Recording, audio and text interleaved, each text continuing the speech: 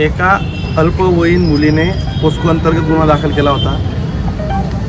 त्या गुन्ह्यामध्ये काही ठिकाणी त्या मुलीला नेण्यात आलं होतं। अशा दृष्टिकोनातून तो जो आरोपी एका ठिकाणी काम करत होता त्या टायपिंग इन्स्टिट्यूटच्या मालकाला पोलिसांनी ताब्यात घेतलं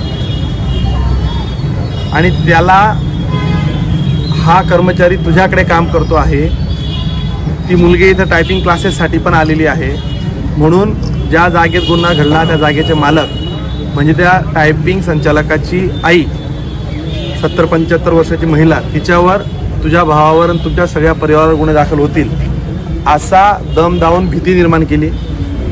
तो घाबरल्यानंतर त्यांनी सांगितलं की बाबा मला या गुन्ह्यातनं मदत कशी करता येईल, काय करता येईल, माझा या गुन्ह्याशी काही संबंध नाही। तो पोलिसांना विनंती करत असताना देखील पोलिसांनी त्याच्याकडनं पैशांची मागणी केली, 3 लाख रुपयाची मागणी केली आणि 3 लाख रुपयाच्या मागणीनंतर त्याने पहिले 50,000 रुपये दिल्यानंतर म्हटले की 10 वाजेच्या आत जर 3 लाख रुपये तडजोडी आणि जे काही ठरेल तेवढे पैसे जर आणले नाही तर तुझ्यावर आम्ही रात्रीच्या रात्री गुन्हा दाखल करू।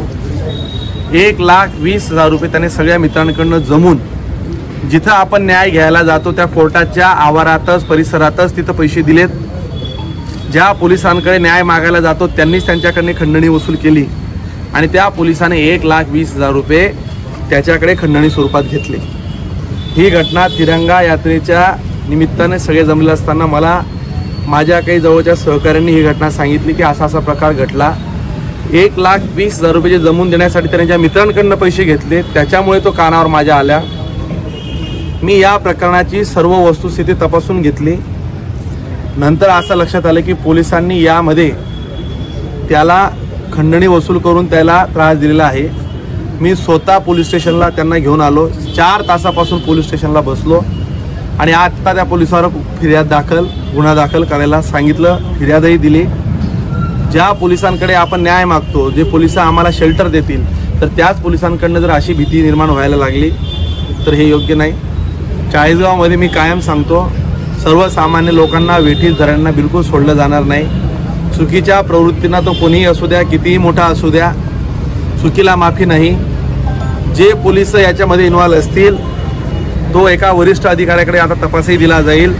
त्या पोलिसांनाही मी अटक करायला सांगितली आहे आणि 1,20,000 रुपये जी मागणी झाली होती, जे पैसे दिले होते ते देखील DYSPंनी हस्तगत केले, स्वतः जाऊन त्याच्या घराची झडती घेतली।